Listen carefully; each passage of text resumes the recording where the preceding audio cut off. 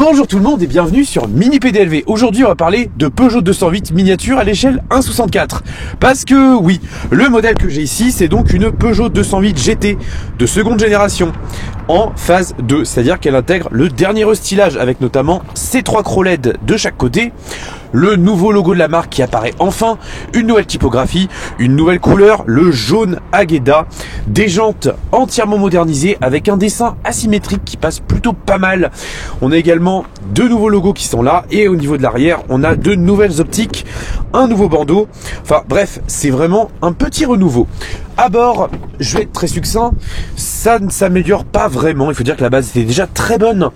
On a un exemplaire qu'on a été chercher à Paris il y a quelques jours, hier pour être plus précis, et on a un modèle qui est quand même bien équipé.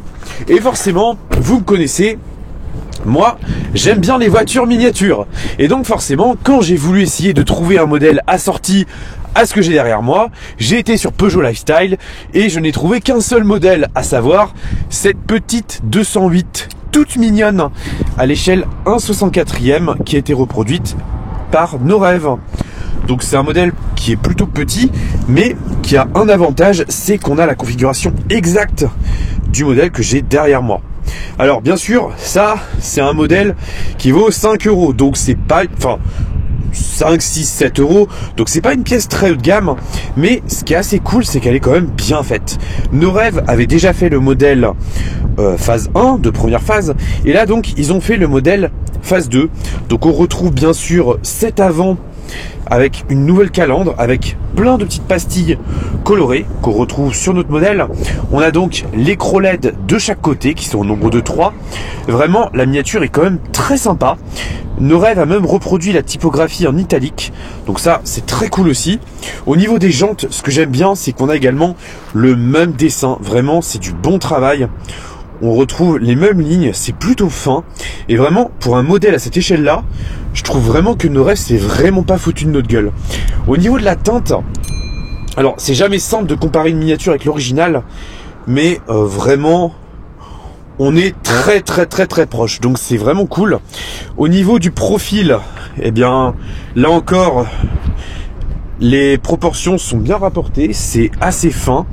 Les lignes sont bien là.